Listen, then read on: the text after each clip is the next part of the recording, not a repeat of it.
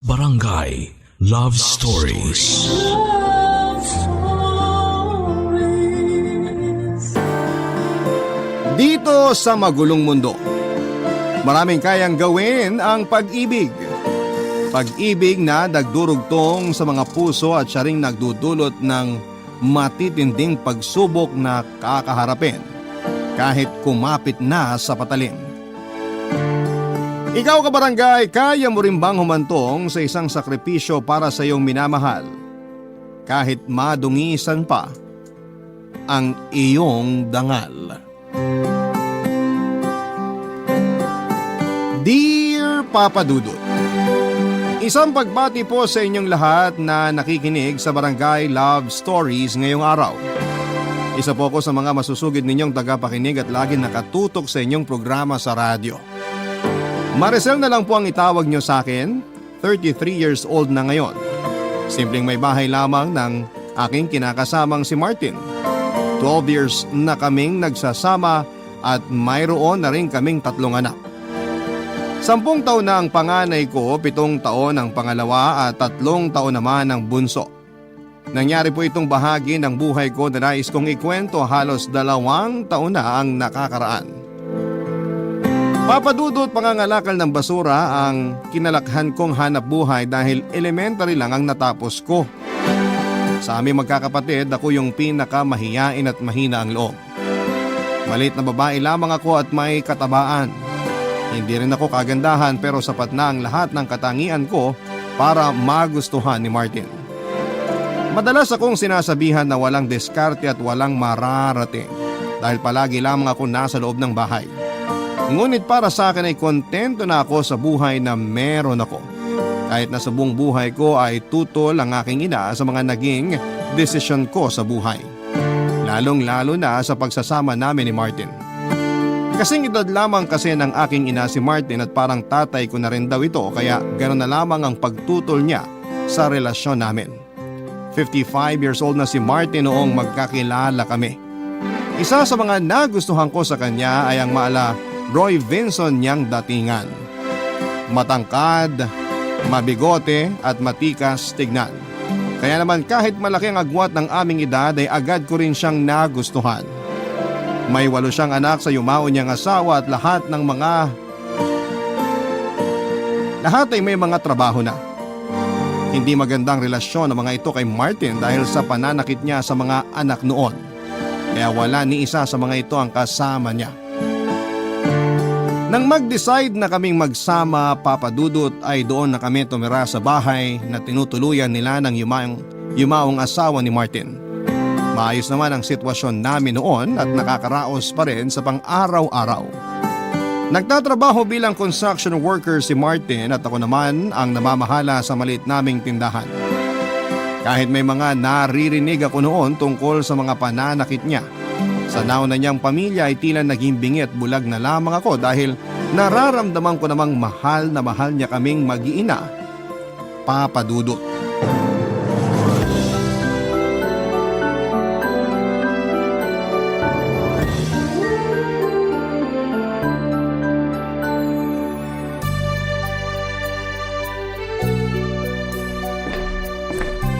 Mahal, matagal pa ba yung niluluto mo? Medyo tomguts na ako eh. Sandali na lang. Maluluto na rin tong tilapia. Pakitawag mo na nga yung mga bata para sabay-sabay na tayong kumain. Sige, tatawagin ko sila mamaya. O heto na yung tilapia. Teka, gagawa ko ng sausawan. Mas masarap kung may toyo at kalamansing ka-partner to. Naku, sana gumawa ka na kanina habang hinihintay mong maluto tong tilapia. Lalo tuloy ako nagutom nung hinain mo na to sa mesa. Ang sarap oh. Sige na, bibilisan na. Ikaw talaga, gutom ka lang eh. Hindi lang to sa gutom, mahal. Sadyang masarap ka lang talaga magluto. Kaya nga ako nahulog sa'yo, hindi ba? Sus, napaka-bolero mo talaga. Pritong isda lang naman yung ulam natin. Ano ka ba, mahal? Kahit anong putahe pa yan, sasarap talaga kapag dumaan sa mga kamay mo. Pero sa tingin ko, may mas masarap pa rito. Mahal, ano ka ba? Nasa pagkainan tayo. Tsaka baka marinig tayo ng mga bata. Ikaw kasi, hindi ko tuloy mapigilan ng sarili ko. Ay nako, kumain na tayo. Tawagin mo na yung mga bata. Okay, sige. Ay, siya nga pala. Magsisimula na raw yung gagawin naming eskwelahan sa bayan. Mukhang matagal-tagal bago matapos yun kaya mapapalaki pa natin tong tindahan. Huwag lang sanang maputakti ng utang. Maayos naman ang benta ng tindahan. Kahit papano may kinikita naman tayo sa araw-araw. Pandagdag puhunan din para sa mga susunod na pamimili ko. At saka wala namang ibang umuutang kundi si Maring Seling lang. Ayos lang kung sisiling ang mangungutang. Lingguhan naman sila kung magbayad eh. Isa pa, kasama ko naman sa trabaho ang asawa niya. Good payer yun. Mabuti naman kung ganun.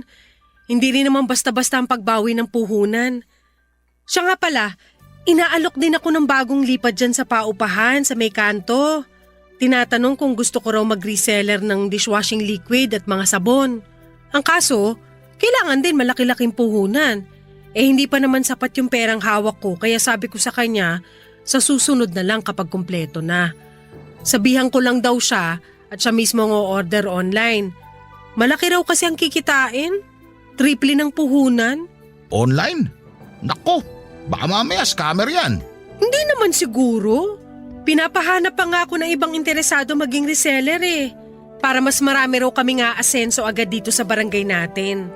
Ang bait niya, di ba? Ay nako, busisiin mo muna yan bago ako magbigay ng pera. Mahirap na. Marami na akong naririnig na scam sa ganyang klase ng negosyo. Sinasabi lang nilang malaki ang kikitain pero scam naman pala. Ayun, parang nilipad lang ng hangin ang perang pinaghirapan nila. Kahit isang balde pa ng luha ang iluha nila, malabo pa sa sabaw ng pusit na maibalik yung pera. Mabuti na lang pala't sinabi mo yan.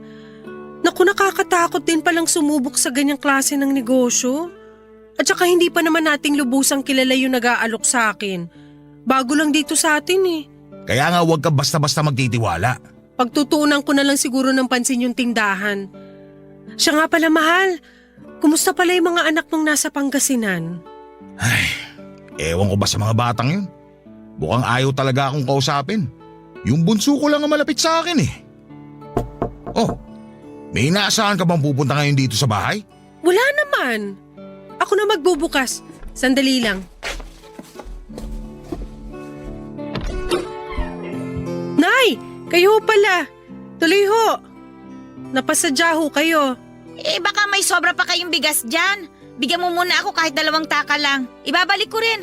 Naubusan na kasi kami Bukas pa makakabili. Sige ho, Nay. Pasok po kayo dito sa loob. Sandali lang at ikukuha ko kayo. Baka gusto niyong kumain. Sakto, naghahapunan na kami. Ay naku, hindi na. Baka maging utang na loob ko pa dyan sa asawa mo. Nay Lucia, nandyan pala kayo. Kain Hoy Martin, tigil-tigilan mo nga ako dyan sa pagtawag mo ng Nay Lucia ha? Kinikilabutan ako. Huwag kang umasta na parang kaidara mo lang ang anak ko. Amoy na amoy ko na yung pagiging luma mo. Si Nay Lucia talaga Alam na alam niyo yung amoy ng mga katulad nating luma Magkaedad lang tayo, hindi ba? Nangiinsulto ka ba? O ikaw Maricel, pagsabihan mo nga yung asawa mo ha? Hindi ko gusto ang tabas ng dila niyan. Sobra na kasi kayo. Sinusubukan ko naman kayong unawain at pakisamahan. Pero lagi nyo nalang pinamumukha sa akin ang edad ko at ang agwat namin ng anak nyo. O bakit? Hindi ba totoong parang tatay ka na ng anak ko? Nay, tama na ho. Ito na yung bigas nyo. Kahit wag nyo na hong ibalik yan. Ay nako, hindi. Utang ito Maricel. Kundi lang kami naubusan hindi na ako pupunta rito. Ay, makauwi na nga. Salamat ito sa bigas ha. Papalitan ko ito bukas.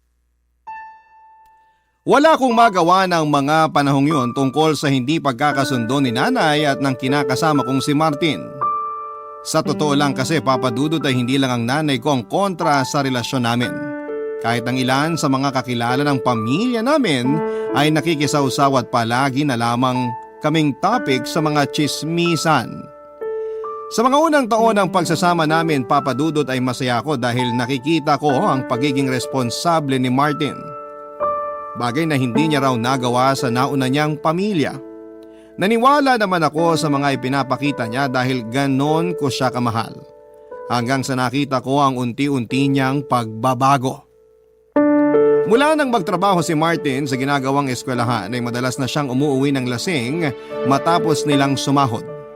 Tuwing Sabado kasi ibinibigay ang sahod nila sa buong linggong pagtatrabaho. Pinagsasabihan ko naman siya pero nauuwi lang sa pagtatalo ang usapan namin, Papa Dudut. May mga panahon na nasasaktan na rin ako ni Martin ng pisikal.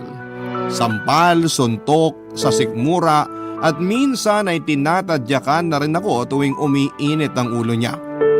Ang pinaka masakit pa, Papa Dudut, tuwing nalalasing siya ay pinipilit niya ako na may mangyari sa aming dalawa kahit pagod na ako sa buong maghapon.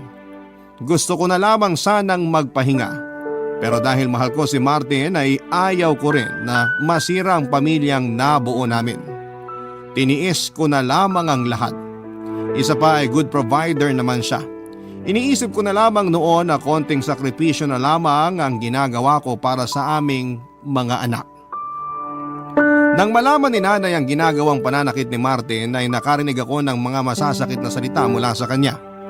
Tinanggap ko na lamang lahat ng masasakit na salitang sinabi niya sa akin. Ang tanging nakakaunawa lang noon sa sitwasyon ko ay ang aking ama na palagi akong kinukumusta. Minsan kapag nagigipit ay palihim ding nag-aabot ng pera si tatay. Isang buwan pa lamang sa trabaho si Martin nang magkaroon kami ng isang mabigat na problema, Papa Dudut.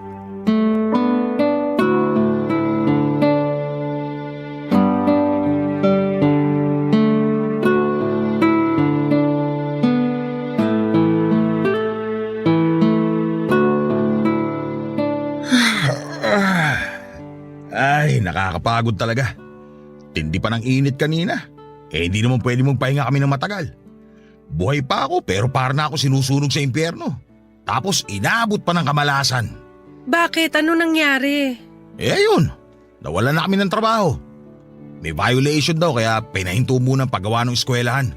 Nalintikan na talaga. Hirap pa naman makahanap ng trabaho ngayon dito sa probinsya. Konting tiyaga lang, mahal. Hayaan mo at kapag lumaki-laki na rin yung bunso natin, maghahanap na ako ng trabaho para may katuwang ka na sa mga gastusin dito sa bahay. Ayan ka na naman. Pagtatalunan na naman ba natin yan? Pasensya ka na. Baka lang kasi nahihirapan ka na mag-isa na inaako lahat ng gastusin. Kaya ko naman magtrabaho kung pwede lang. Pero kung ayaw mo, hindi ko naman ipipilit.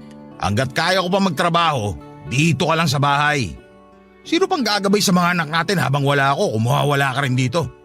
Baka lumaki silang pariwara. Naisip ko lang naman yon. Hindi na para hindi umuusok ang tenga mo dyan. Paulit-ulit na lang kasi. Hindi na nga. Siya nga pala, di ba may inaalok na trabaho sa'yo si paring Fernan? Hindi mo ba gusto yon? Mukhang malaki naman ang sahod. Sus, sa Rizal pa yun, mahal. Malayo rito sa atin. Mahirap naman kung mapapalayo ko sa inyo. Alam mo naman kapag nasa trabaho ko, hindi basta-basta nakakauwi. Baka hindi ko na mamalayan na sa tagal ko na pala ron hindi ko na nasusubaybayan ang paglaki ng mga anak natin. Ano ka ba? Sa Rizal ka lang naman pupunta, hindi sa ibang bansa. Imposible naman na hindi ka makauwi kahit isang beses lang sa isang buwan. May day off ka naman. Ay nako, basta. Kung may mahanap ako ibang trabaho rito, mas yun pa rin ang papatusin ko. Ayoko talaga ron. Sige, ikaw ang bahala. Nabangkit ko lang naman. Siya nga pala, mahal. Ipinahilot ko si Bunso kanina. Nilalagnat na naman kasi. Na naman? Pero pinatawas ko na rin kanina. Malamang bukas mawawala na rin yung lagnat niya. Masyado ka naman nagpapaniwala sa mga tawas-tawas na yan. Dinala mo na ba sa center? Hindi pa nga Akala ko kasi mawawala rin yung lagnat. Oh, mataas pa rin ba lagnat? Nawala naman kanina. Teka, titignan ko nga ulit. Sana kasi pinatignan mo muna sa center kanina. Paano kung hindi lang basta lagnat yan? May thermometer naman dyan. Tignan mo kung mataas ang lagnat ng maagapan. Eto na nga, chinecheck ko na. Naku, ganun pa rin pala. Hindi bumaba. Sa ospital mo na ipa-check up si Bunso bukas. Dali mo na lang yung perang sinahod ko nung huling linggong trabaho ko. Kikitain ko pa rin naman yon. Ang mahalaga, mapatignan sa doktor si Bunso. Sige. Pero paano yung iba pa nating gastusin? Magbabayad pa tayo ng kuryente at tubig. May babayaran pa sa school yung 2 anak mo. Bahala na. Gagawa ko na lang ng paraan. Mahal, may nakalimutan pa pala akong sabihin. Ano yun? May iba ka pang babayaran? Naku, hindi. Tungkol pa rin dun sa trabahong alok ni kumpare. Ano ba naman yan? Hindi ba tapag-usapan na natin yan kanina? Ayoko nang paulit-ulit. Alam ko. Pero pwede bang pakinggan mo muna ako? Ay. Oh, ano ba yung sasabihin mo? Kapag tinanggap mo raw yung trabaho, matatanggap mo raw agad yung kalahati ng sweldo mo. Naisip ko lang, kung tatanggapin mo yung alok niya, madali ka makakapasok doon dahil kakilala naman niya yung may-ari ng resort. Bakit? Wala na ba talaga silang mahanap na ibang caretaker sa resort na yon? Meron naman siguro pero baka pinipili lang niya yung mga kakilala. O siya, sige. Mukhang matatagalan rin naman bago ako makahanap ng bagong trabaho. Sige, kakausapin ko si pare para tanggapin yung inaalok niya. Mabuti kung ganun. At saka hindi na yun kasing bigat ng trabaho mo sa construction. Naisip ko na nga rin yun. Matagal nang nabanggit sa akin yan ni Fernan. Pero malayo kasi dito kaya hindi ako naging interesado. Masasanay ka rin naman, mahal. Papadudot nang dalhin ko sa ospital ang bunso namin ay doon ko nalaman na may dengue na pala siya at nangangailangan kami ng perang panggastos sa ospital. Natuloy din sa pag-alis si Martin patungong Rizal para magtrabaho doon bilang caretaker sa isang resort. Maayos naman ang trabaho niya at regular na nakapagpapadala sa amin ng mga anak niya. Nang makalabas ng ospital ang bunso namin ay inasikaso ko naman noon ang tindahan namin na matagal-tagal ding walang kinita. Nung una ay hindi ko maiwasang mangulila kay Martin. Nasanay kasi ako na palagi kaming magkasama. Kahit nasasaktan niya ako ay hindi naman mawawala o mababawasan ang pagmamahal ko para sa kanya. Halos gabi-gabing tumatawag si Martin para mangumusta sa amin. Kaya kahit papaano ay nababawasan din ang pangungulila ko sa kanya. Kahit malayo ay nararamdaman ko na mahal niya kaming mag-iina. Halos hindi na siya magtira para sa sarili niya tuwing nagpapadala siya ng pera dahil gusto raw niyang mabili lahat ng kailangan ng 3 naming mga anak. Hanggang sa magkaroon na naman kami ng isang malaking pagsubok na hindi ko akalaing magpapabago sa pagsasama namin ni Martin. Tumawag siya sa akin at sinabing umiihi na raw siya ng dugo. Dahil hindi na makapasok sa trabaho ay umuwi na lamang siya sa amin. At doon na rin kami nagkaroon ng pagkakataon na ipa-check up siya. Matapos nga ang ilang pagsusuri sa kanya ay nakitaan siya ng bato sa pantog na 3 cm na ang laki at ayon sa doktor ay nakakailangan ng agarang operasyon upang matanggal ito. Nang mga panahong yon ay hindi ko na alam kung saan pa kukuha ng perang gagastosin namin. Wala na kasing natira sa huling sinahod ni Martin dahil sa check-up pa lamang niya ay napagastos na kami. Kinakailangan din siyang ilipat ng ospital dahil hindi na kaya ng ospital sa amin ang isasagawang operasyon sa kanya. At dahil nga sa desperada na ako noon ay naglakas loob ako na humingi ng tulong sa mga anak sa una ni Martin. Inaasahan ko na ang magiging reaksyon nila dahil batid ko na hindi pa nila kayang patawarin ang kanilang ama. Kaya hindi na rin sumama ang loob ko sa pagtanggi nila na magbigay ng tulong. Mabuti na lamang at may 2 sa kanila ang patagong nagpaabot ng kaunting tulong para sa panggastos naming mag-iina. Labis ko naman po yung ipinagpasalamat. Hindi ko rin inaasahan na ang bunso ni Martin sa una niya ang magpepresentang magbabantay sa ospital. Alam niya raw kasi na walang maiiwan sa 3 kong mga anak. Sa pag-uwi ko papadudot ay hindi ko inaasahan ang paglapit ng kumpare namin na si Fernan upang mag-alok ng tulong matapos malaman ang nangyari kay Martin. 34 years old na nga pala si Fernan ng panahong yon at nagtataka ako kung bakit wala pa rin siyang nobya o asawa kahit nagwapo naman siya. Sa katunayan ay nahahawig siya sa aktor na si Rudy Fernandez, maging ang kanyang pananalita.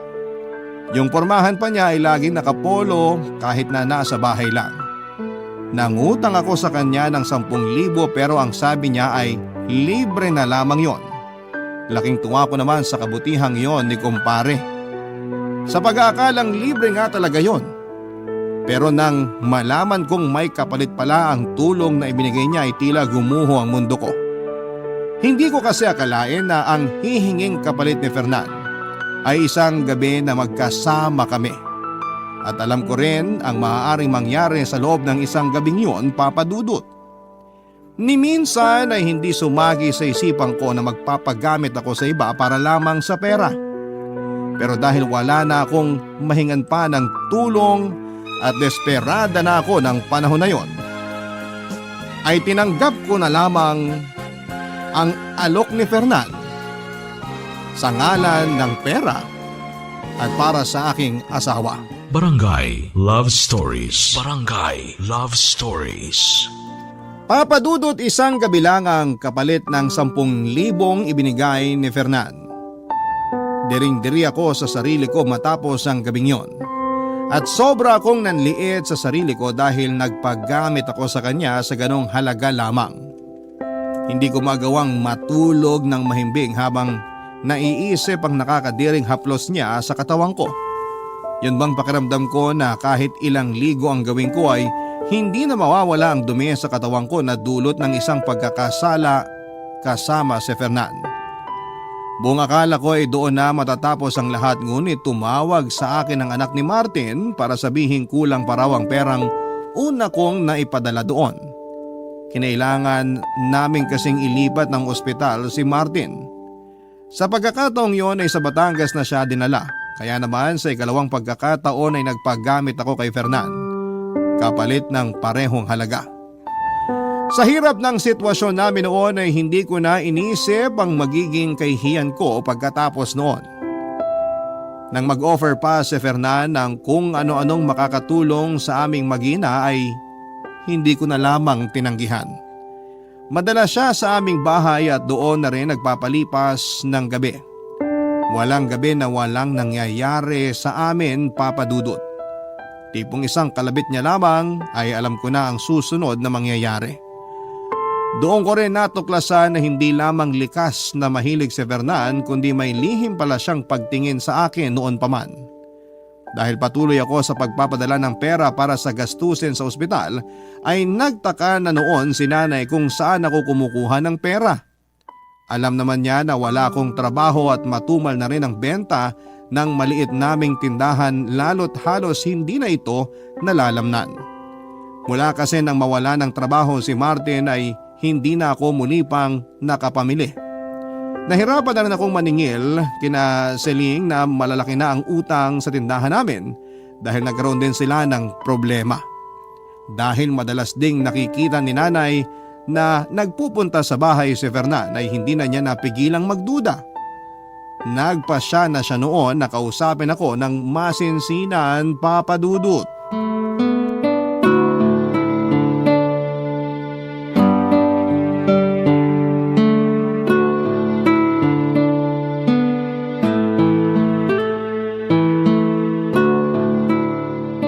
Oh, kumusta naman yung asawa mong matanda, Maricel?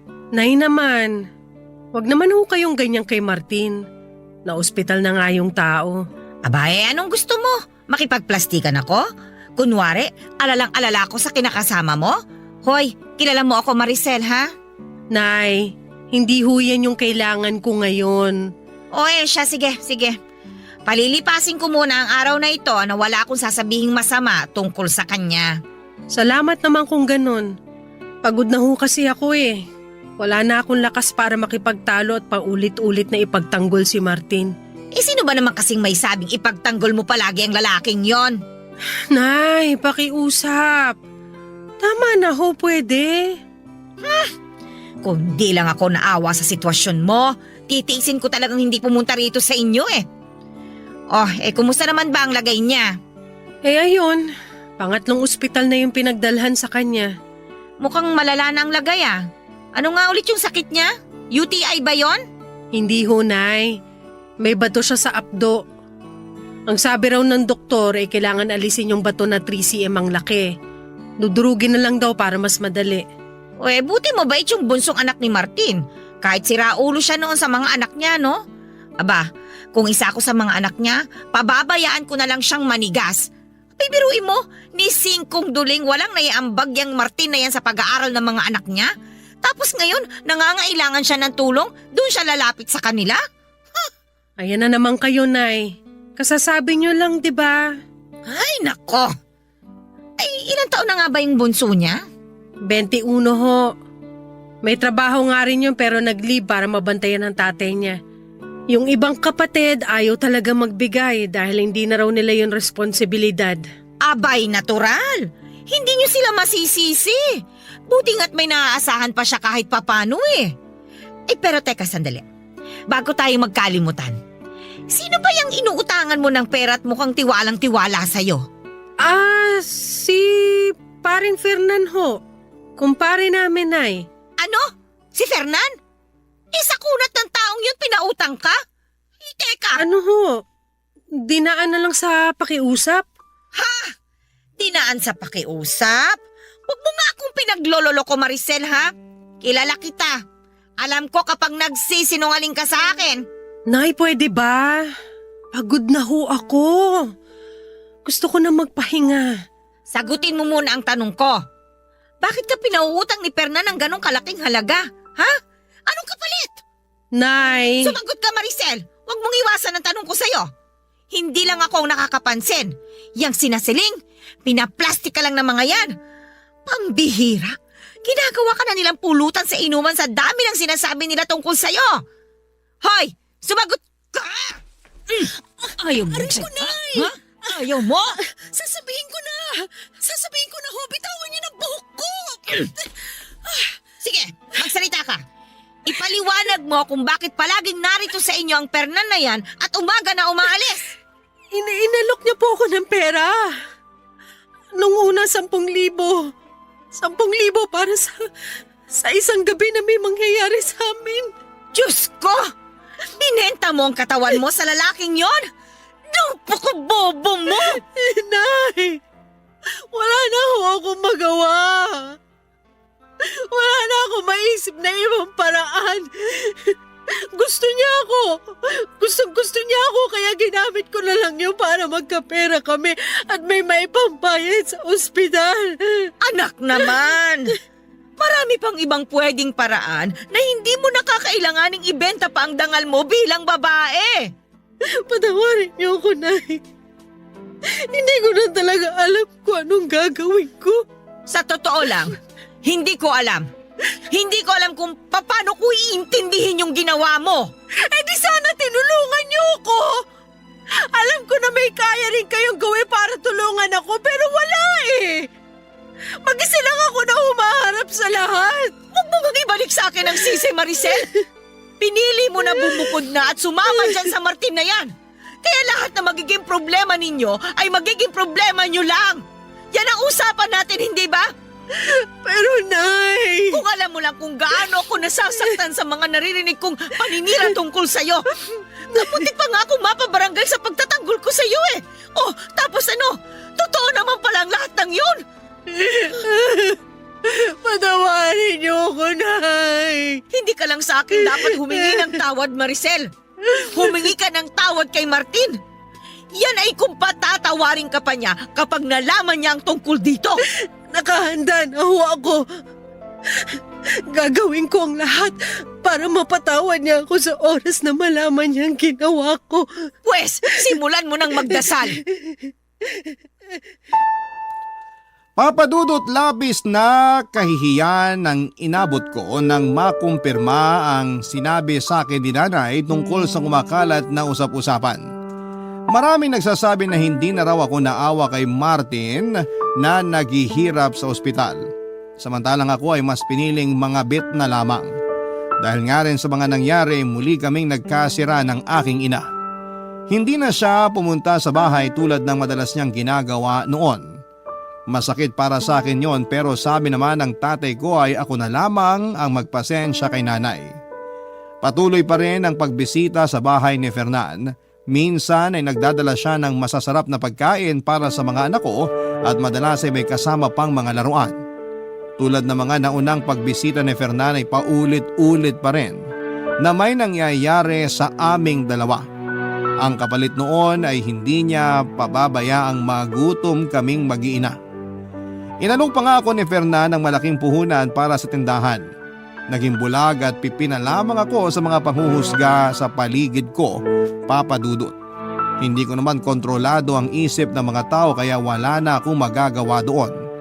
Dinedma ko na lamang ang kumakalat na chismis dahil mas mahalaga sa akin ang buhay ng pamilya ko kesa sa sarili kong dignidad ng mga panahong yon.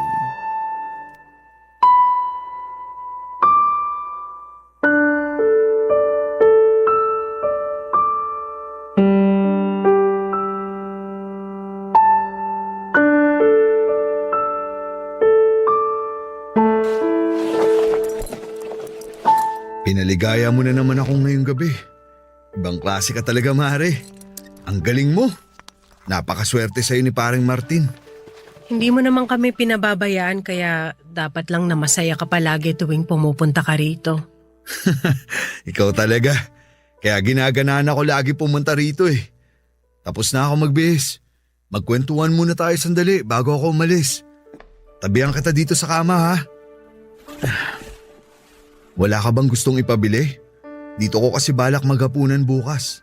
Bakit? Wala ka bang ibang lakad o ibang gagawin bukas? Wala. Yung iba pinakancel ko na para mas mapadalas pa ako rito. Ganun ba? Ikaw ang bahala kung dito mo talaga gusto maghapunan. Yan ang gusto ko sa'yo. Mabilis kang kausap. Hindi mo na ako pinahihirapan pa. Baka naman pwedeng isa pang kiss dyan. Anong kiss? Kota ka na nga kanina eh. Di ka pa ba nagsasawa? Halos makabisado mo na nga ang bawat sulok ng katawan ko. Ako naman to. Sige na, huwag ka nang pakaipot. Huwag mong sabihin naiilang ka pa rin sa akin. Hindi no. Teka, kailangan ko na rin palang magbihis. Baka magising na yung bunso ko. Hindi ko pa yun natitimplahan ng gatas eh. Sandali lang. Usap muna tayo. Pero yung anak ko, Fernan. Sandali na lang naman to. Uuwi na ako mamaya. Pagbigyan mo na ako na sulitin ang natitirang oras ko rito. Ano ba kasing gusto mong pag-usapan? Halos lahat naman na pag-usapan na natin. Yung puhunan mo sa tindahan. Di ba't sinabi ko na rin sa'yo na hindi mo kailangan magbigay ng puhunan? Sobra-sobra nang naitulong mo sa aming mag-iina. Pero ako naman ang may gusto nun. Ang totoo niyan, hindi lang puhunan para sa tindahan ang makukuha mo kung sakali. Anong ibig mong sabihin? Simple lang, Maricel. Sumama ka na sa akin. Kahit isama mo pa ang mga anak mo. Kaya ko naman silang buhayin. At ikaw, kaya kitang pakasalan. Lahat ng meron ako, magiging sayo. Ano? Nababaliw ka na ba? Hindi yan kasama sa usapan natin, Fernan. Alam ko. Kaya nga inaalok kita ngayon. Iwan mo na ang asawa mo. Wala ka namang ibang mararanasan kundi hirap kapag siya ang kasama mo. At sino ka sa tingin mo para pakinggan ko ang sinasabi mo? Sa nanay ko nga pinaglaban ko si Martin tapos ikaw? Gusto mo na iwan ko siya para sa'yo? Desperada lang ako pero hindi pa ako nasisiraan ng ulo. Aba, at talagang ikaw pa ang mag-iinarte ngayon? Bakit? Akala mo ba sobrang ganda mo para kabaliwan ka? Mukha ka ng tuyot nang makuha kita. Pasalamat ka nga't nagtyaga pa ako sa'yo at nagbayad ng halagang sobra-sobra pa para ibayad sa karakas mong babae ka! Hayop ka? Ang kapal na mukha mo! Servisyo ko lang ang binayaran mo at hindi yung buong pagkatao ko! Kaya wala kang karapatan na sabihin ako ng ganyan! Hoy Maricel! Pwede ba huwag kang pa-virgin dyan? Matanda nga, pinatos mo! Tapos ako na higit na mas bata at kayang-kayang ibigay ang luho mo! Hindi mo pagbibigyan! Alam mo kung bakit? Dahil walang matinong babae ang magtsatsaga sa'yo! Maaaring papatulang ka lang dahil sa pera mo pero walang magkakagusto sa taong katulad mo, Fernan! Manahimik ka! Dami mong sinasabi! Pagkatapos mong pakinabangan ng pera ko, gaganyanin mo ako! Pwes, hindi ka magiging kawalan sa akin! Dahil kaya ko magbayad ng babaeng higit pa sa'yo! Kung ganun, ano bang ginagawa mo rito? Umalis ka na! Ako pa ngayon ang ipinagtatabuyan mo? Samantalang sa amin ni Martin, mas may silbi ako. Mas kaya kitang buhayin kaysa sa kanya. Ewan ko nga't bakit ang hina niyang kukote mo eh. Huwag mong ikukumpara sa'yo si Martin. Dahil siya, hindi na kailangan ng pera para magustuhan siya at mahalin. Hindi tulad mo. Kung wala kang pera, tatanda ka na lang na mag-isa dahil walang matinong babae na magmamahal sa'yo. Sumusobra ka ng hayop ka ha? Walang niya ka talaga! Umalis ka na! Hayop! Talagang aalis ako, pero hindi ka pabayad sa lahat. Babalik ako rito para maningil at wala ka nang magagawa. Sabi na umalis ka na! Umalis ka na habang nakakapagtimpi pa ako sa'yo! Babalik ako! Tandaan mo, Maricel, sa laki na lang naibigay ko sa'yo, pagmamay-ari ko na ang katawan mo! Papa Dudut, labis kong pinagsisihan ang ginawa kong pagpapakababa ng pagkatao kay Fernan nang dahil sa pera. Marahil kung may mas mabilis lang na paraan noon para makakuha ko ng perang para sa pampaospital ng asawa ko ay ginawa ko na, Papa Dudut. Batid ko na maraming mga kabarangay ang maiinis sa akin dahil sa mga sinasabi kong ito. Pero kahit ako ay hindi lamang inis kundi galit ang nararamdaman ko sa sarili ko ng panahong yon. Sinubukan ko makipag-ayo sa aking ina at humingi ng payo sa kanya kung ano ang dapat kong gawin kahit na alam kong imposible nang matakasan ang nagawa kong pagkakasala hanggang sa panahong yon ay umiiral kasi ang pagiging mahina ng loob ko. Sa kabila ng naging pagtatalo namin ni Fernan at palitan ng mga masasakit na salita ay pumupunta pa rin siya sa bahay ngunit tuwing gabi na lamang. Katwiran niya ay kasama pa rin yon sa mga naibigay niyang pera. Papa Dudut, may isang gabi na naabutan kami ni nanay sa kusina. Sakto pa noon na may ginagawa si Fernan sa akin. Galit na galit si nanay at agad na pinalaya si Fernan. Binantaan niya ito para tuluyan na akong tigilan. Sinabi naman ni Fernan na babawiin niya ang perang ibinigay niya sa akin pero silang dalawa na ni nanay ang nag-usap tungkol doon. Lumipas nga, Papa Dudut, ang mga araw at hindi na nagpakita sa akin si Fernan. Tila nabunutan naman ako ng tinik dahil ni sa panaginip, Papa Dudut, ay hindi ko gugustuhin pang makita siya. Barangay Love Stories. Barangay Love Stories. Mahigit isang buwan ding nagpapagamot si Martin, Papa Dudut, bago siya nakauwi sa amin upang doon na lamang lubusang magpagaling. Masaya ako sa pagbabalik niya pero hindi mawala sa akin ang takot. Sakaling malaman na niya ang tungkol sa namamagitan sa amin ni Fernan. Alam ko na hindi malabong makarating sa kanya ang mga nangyari dahil kalat na ang chismis sa barangay namin. Napansin naman ni Martin ang pagbabago sa mga kinikilos ko kaya minsan ay nagtatanong siya kung meron daw ba akong problema. Pero syempre ay nanatiling tikom ang bibig ko, Papa Dudut. Yon ay kahit inuusig na ako ng konsensya ko sa paglilihim kay Martin at sa pagpapagamit sa ibang lalaki na kumpare pa naming dalawa. Hanggang sa may nabanggit kay Martin ang panganay naming anak na madalas sa bahay si Fernan noong nasa ospital pa siya. Labis ang kaba ko noon dahil akala ko ay mabibisto na niya ako. Gayon pa man ay pinili ko pa rin magsinungaling sa kanya at pilit kong itinago ang katotohanan. Ngunit ika nga ay walang lihim ang hindi nabubunyag. Dumating na nga ang kinakatakutan ko, Papa Dudut. May isang kapitbahay kasi kami na nagkwento kay Martin at ikinuwento nito ang tungkol sa namamagitan sa amin ni Fernan. Pag uwi niya ng bahay ay galit na galit niya akong pinapaamin.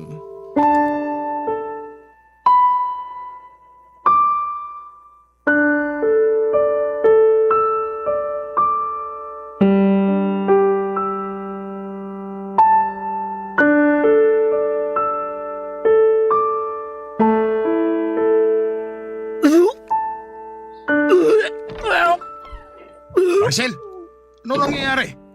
Bakit ka nagsusuka? Hindi ko alam. May nakain yata ako. May nakain? O baka naman ikaw nagpakain? Ano bang pinagsasasabi mo dyan, Martin? Masama ang pakiramdam ko. Nahihilo ako tsaka… Nahihilot, nagsusuka? Eh baka naman buntis ka. Ano? Nagbunga na ba? Martin… Bakit?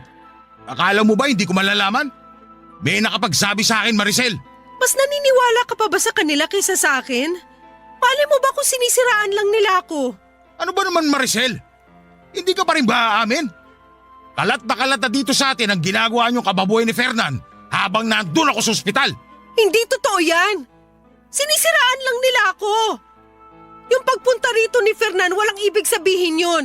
Nagmamalasakit lang yung tao. Tapos yung mga kapitbahay naman natin masyadong malisyoso at malisyosa. Halos araw-araw nandito si Fernan tapos nagmamalasakit lang. Ayop na malasakit yan. Inaabot hanggang kinabukasan? Ano Maricel? Masarap ba magmalasakit si Fernan? Damang-dama mo ba? Kita mo na? Hindi ka mapagsalita ngayon. Totoo, di ba? Hindi ko yung ginusto, Martin. Sa tingin mo ba masaya ako habang ginagawa niya mga bagay na ikaw lang ang binigyan ko ng pahintulot na gumawa sa akin? Tiring-tiri ako sa sarili ko at nanliliit ako dahil hindi ko akalaing papatusin ko ang alok niya. Pero pinatos mo pa rin. Nagpagamit ka pa rin sa kanya. Mga baboy kayo! Ang sakit mo naman magsalita. Sige, mali nga yung ginawa ko, pero ginawa ko lang yan para sa'yo at sa mga anak natin. Sa tingin mo may mauutangan ako ng ganong kalaki? Wala magtitiwala sa akin dahil mukha ako mas mahirap pa sa daga. Wala na tayong kapera-pera at wala na rin tayong ibang aasahan. Anong gusto mong tubukin ngayon? Na dapat pa ako magpasalamat? Dahil nagpakalipin ka sa kama kasama ang Fernan na yon? Wala nga akong nakitang pagsisisi sa'yo nung unang dating ko rito eh. Kung talagang nagsisisi ka, sana sinabi mo na lang kagad ang totoo. At hindi mo na ako pinabukang tanga. Nakakagago eh! Martin! Tama na! Tumigil ka na! Huwag mong sipain yung upuan! Kasalanan mo lahat to. Kung hindi ka lumandi kay Fernan, hindi ito mangyayari. Sinabi ko naman sa'yo, di ba? Hindi ko ginusto yon. At wala rin kaming relasyon ni Fernan. Ah, ganon? Wala nga ba talaga? Kilala ko ang lalaking yun, Maricel. Umamin ka nga. Ilang beses na may nangyari sa inyo ni Fernan? 5? O baka higit pa? Hindi ka na nahiya sa mga anak natin? Ang babata pa nila, pero nakikita nila dito na kinakalantari ka ng ibang lalaki. Hindi ko hinayaan makita ng mga bata yon. At ano? Dapat ko ba ikatuwa na hindi mo naman pala pinapakita sa kanila ang kababuyan nyo? Hindi yun ang ibig kong sabihin. Pero wala eh. Kahit naman yata anong sabihin ko, baliwala rin sa'yo. Unawain mo rin naman ako. Masisisi mo ba ako, Maricel? Ni hindi ko nga kayang isipin na may nangyayari sa inyo ni Fernan sa bawat gabi na nangungulila ako sa inyo mag-iina. Sige nga. Kung hindi ko ginawa yon, sino bang tutulong sa atin? Lahat ang nilapitan ko. Halos magmakaawa na rin ako sa mga kapatid mo pero wala ni isa sa kanila nagpaabot ng tulong. Sobrang hirap, Martin! Huwag mo nang ipilit na tama ang ginawa mo. Malandi ka! Isipin mo na ang gusto mong isipin, pero mas gugustuhin ko pa magpagamit sa iba kaysa mamatay sa gutom ang mga anak natin. Pambihira ka naman, Maricel. Alam ko na ginawa mo lang yun para sa akin. Pero mas gugustuhin ko pa maghirap kaysa gawin ka kasangkapan ng ibang tao para sa makamundong pagnanasa. Yun ang hindi ko matatanggap. Maniwala ka, Martin! Hindi ko ginusto yun!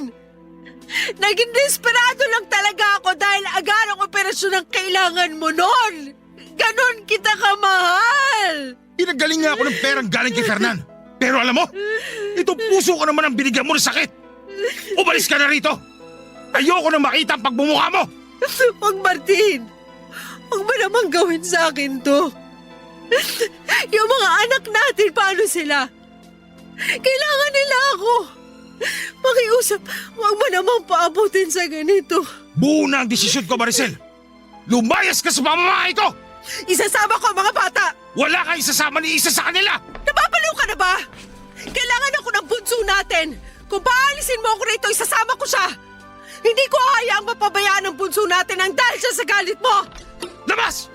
Lumayas ka at huwag na huwag kang babalik pa rito! Oy, teka, ano ba nangyayari dito? Bakit hindi mo tanungin yung malandi mong anak? Ha! Teka! Siguradong alam mo na ang tungkol doon. Baka nga ikaw pa mismo nagtulak sa anak mo na landiin si Fernan dahil alam ko hindi mo ako gusto para sa kanya! Tatanga-tanga ka pala eh. Ano ang akala mo sa akin, bugaw? Hoy Martin ha, baka nakakalimutan mo. Kung hindi dahil sa anak ko, baka pinaglalamayan ka na ngayon. At talagang kinukonsinti mo pa tong anak mo na tumiyaya sa iba? Yan na pala ngayon ang pamantayan ng pagiging ulirang ina? Tama na! Pakiusap! Tama na! Pagsabihan mo yung ina mong mahilig makisawsaw. Bungangera lang pero wala namang ibubuga. Kala mo kung sino mabuting ina. Huwag mong questionin ang pagiging ina ko! Wisit ka! Umalis na kayo! Magsama kayo mag-ina! Mga salot! Nay! Huwag niyo na patulan! Sige na! Umalis na lang tayo rito. Pinagtitingin na tayo ng mga tao. Papa Dudut, tila pinagsakluban ako ng langit at lupa nang palayasin ako ni Martin. Naisama ko naman noon ang bunso naming anak. Dahil naisip din ni Martin na hindi niya kakayanin ang pag-aalaga sa bunso namin. Lalo't nagpapagaling pa siya. Ang dalawang anak namin ay naiwan sa kanya.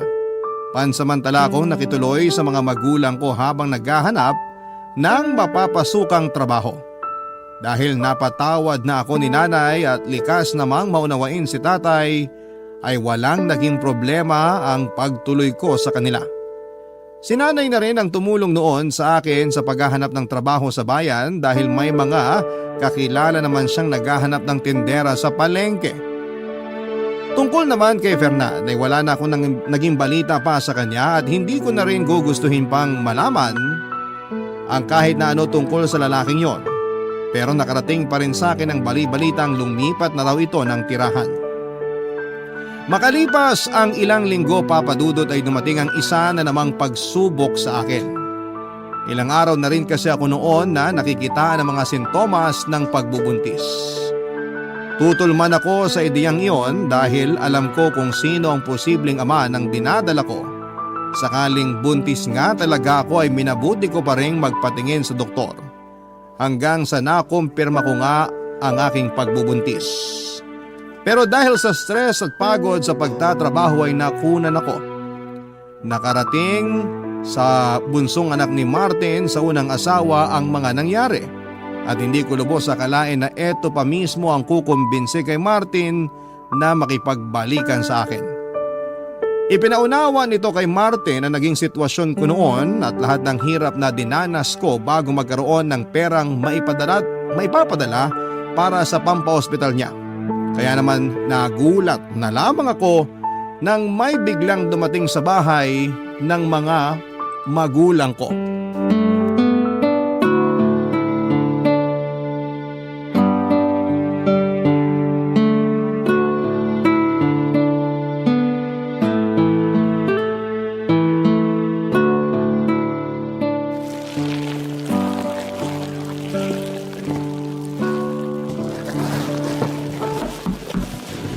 Nay, may inaasahan ba kayong bisita ngayon? Ginabi na yata. Ha? Sino namang magiging bisita ko ng ganitong oras? Sige, pagbuksan mo na at baka may bibili lang ng kalakal. Sandali lang ho! Pakitignan na lang po itong nire-repack ko maninay. Baka kasi gapangan ng ipis. Ako nang bahala riyan. Sino yan?